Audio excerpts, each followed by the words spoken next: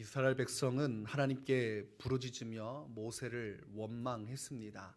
뒤에서 추격하는 애굽 사람들을 볼 때 그들의 간담이 서늘했고 두려움이 그들에게 미쳤기 때문입니다.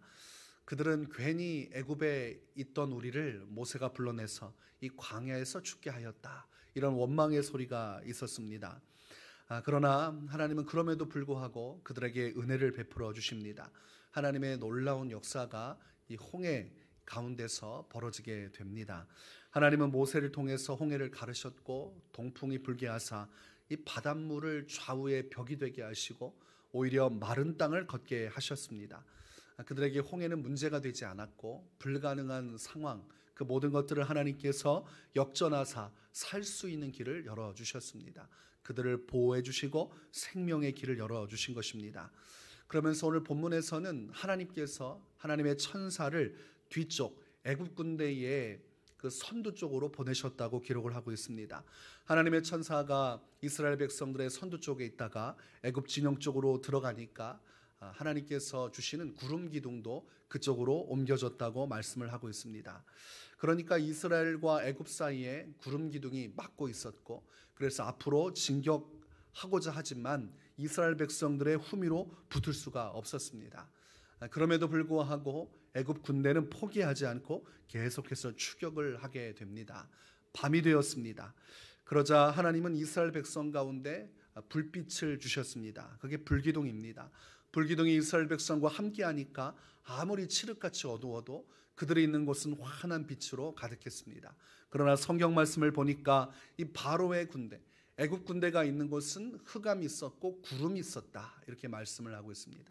구름 기둥이 하늘을 막아서니까 이 별빛도 보이지 않고 이 달빛도 보이지 않습니다. 아무것도 보이지 않는 그런 어둠만이 가득한 곳에서 이 바로의 군대는 제대로 앞서지도 못하고, 그렇다고 뭔가 제대로 쉬지도 못하고, 이 두려움 가운데서도 불구하고 계속해서 추격을 펼치고 있습니다.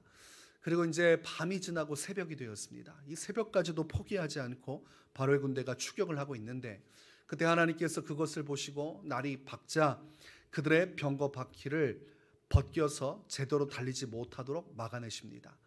이제 하나님의 권능의 손길이 이렇게 임하니까 그제서야 애굽 사람들이 퍼뜩 놀라기 시작합니다.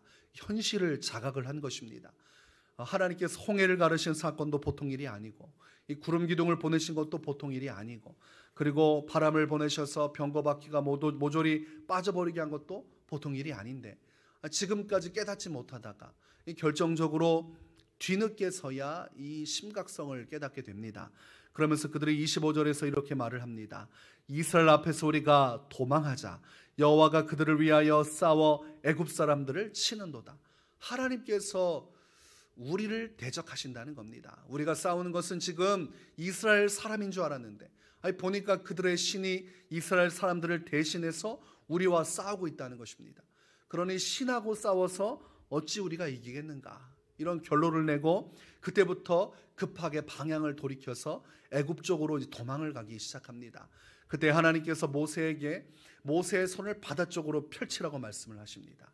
그리고 모세가 순종하여서 그의 손을 바다 쪽으로 펼치자 좌우의 벽이 되었던 것들이 허물어지기 시작하고 그것들이 애굽 군대를 뒤엎기 시작을 합니다.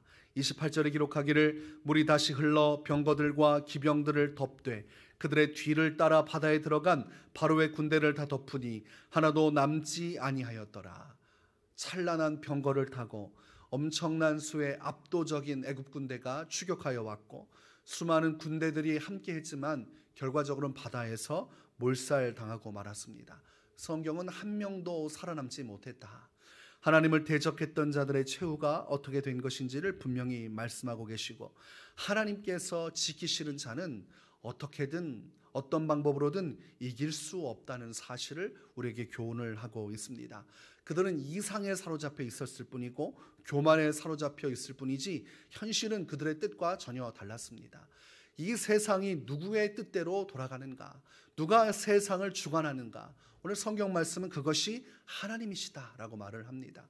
아무리 사람들이 노력하고 자기의 뜻대로 하나님을 대적하고 하나님의 백성을 공격하여 무너뜨리려고 해도 하나님이 지켜주시고 보호해 주시면 누구도 손댈 수가 없는 것입니다. 두려움 속에 걱정하고 근심하고 어찌할 바를 모르는 연약함 속에 쌓여있던 이스라엘 백성들을 하나님께서 돌보아 주셨습니다. 하나님께서 그것을 결정하시고 행하시니까 아무리 강력한 나라와 군사들도 그 뜻을 꺾을 수가 없었습니다. 이 세상에 하나님이 지켜주고자 하는 자는 누구도 손댈 수가 없는 것입니다. 시편 23편 6절에 나의 평생의 선하심과 인자하심이 정녕 나를 따르리니 내가 여호와의 집에 영원히 거하리로다. 이렇게 다윗이 고백을 하고 있습니다. 내 인생 살아가는 것, 사람들이 볼 때는 똑같은 인생 중에 하나라고 말하겠지만 내가 고백하기를 하나님은 나와 함께 하셔서 그 선하심과 인자하심으로 지켜주시고 보호하시니 내가 천국에 이를 때까지 주님은 나를 인도하시고 함께 하실 것입니다. 이런 신앙의 고백이 있는 것입니다. 이 세상에 나홀로 살아가는 것이 아니라 하나님의 백성은 주님의 은혜와 보호하심 속에 살아가고 있다는 것을 깨달아야 됩니다. 시편 17편 8절에서 나를 눈동자같이 지키시고 주의 날개 그늘 아래 감추사라고 표현합니다. 얼마나 아름다운 내용입니까? 눈동자가 얼마나 소중합니까? 그래서 사람의 신체는 본능적으로 눈을 지킵니다. 어떻게든 눈을 지켜야 살 수 있기 때문입니다. 우리가 하나님 안에서 눈동자 같은 존재라는 것입니다. 하나님이 지켜주시고 보호하는 존재, 소중한 존재가 예수 그리스도 안에서 구속받은 하나님의 자녀들이라는 것입니다. 그런 자녀들을 주님은 날개 그늘 안에서 감추어 주신다. 마치 어미새가 아기새를 보호하듯이 하나님께서 그 날개를 쭉 펼치셔서 주의 백성들을 보호해 주신다는 겁니다. 주의 백성들을 보호하시니 누구도 손댈 수가 없는 것입니다. 요한복음 6장에 보면 제자들이 탄 배가 큰 바람의 역풍을 받아서 앞으로 나가질 못하고 헤매이게 됩니다. 그때에 그들은 두려워했고 무서워했습니다. 현실의 벽은 굉장히 높은 것이죠. 한번 바다가 뒤틀려지고 풍랑이 일면 사람은 제 아무리 뛰어난 사람이라도 죽을 수밖에 없습니다. 그것이 사람의 연약성이고 한계점입니다. 오늘 이 제자들 두려움 속에 벌벌 떨고 있고 어찌할 바를 모르지만 중요한 것은 예수님께서 찾아오셨고 예수님께서 모든 풍랑을 잠잠케 하셨습니다. 그리고 예수님께서 그들의 배에 오르사 그들의 배가 안전하게 목적한 곳에 도착하게 하셨다고 성경은 기록합니다. 그때 예수님께서 그들을 지켜주시고 보호해 주시면서 하신 말씀이 내니 두려워하지 말라 이것입니다. 우리가 인생 살면서 두려워할 필요가 없어요. 하나님이 누구시고 하나님이 나를 얼마나 아끼시고 하나님이 나를 보호하신다는 사실만 확신하면 상황이 아무리 어려워도 소망을 가지고 살아갈 수가 있는 것입니다. 오늘 성경 말씀이 분명히 증거하지 않습니까? 하나님이 이스라엘 백성들을 어떻게 지켜주시고 보호해 주시는가. 적들이 아무리 날뛰고 추격하고 끝까지 집요하게 물고 늘어져도 하나님의 크신 권능의 손길이 함께하면 누구도 해칠 수가 없는 것입니다.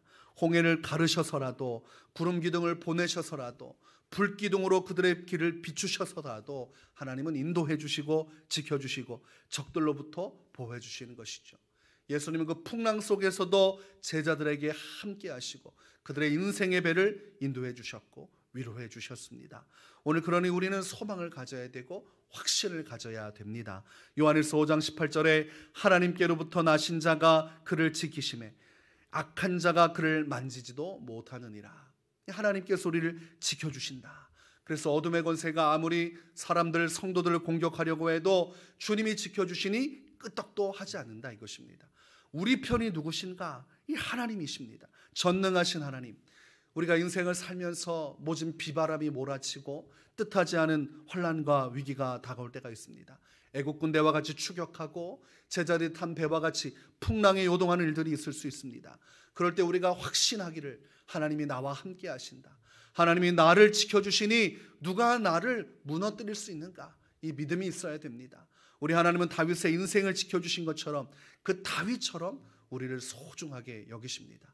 우리는 주님의 선한 은혜 속에서 우리는 그분의 양으로서 그분의 자녀로서 크신 보호하심 속에서 오늘 살아가고 있다면 우리가 왜 두려워하고 어려운 위기 속에 고통받으며 우리 인생을 살아가야 하겠습니까? 오늘 우리의 보호자가 되시고 우리를 지켜주시는 하나님 그분을 바라볼 수 있기를 바랍니다. 그래서 어지러운 세상 속에서 우리 주님의 보호하심을 바라볼 수 있고 그 안에서 소망을 가지고 기쁘게 살아가는 발걸음, 주님의 살아계심을 경험하는 놀라운 믿음의 역사가 나타나시기를 주의 이름으로 축원합니다.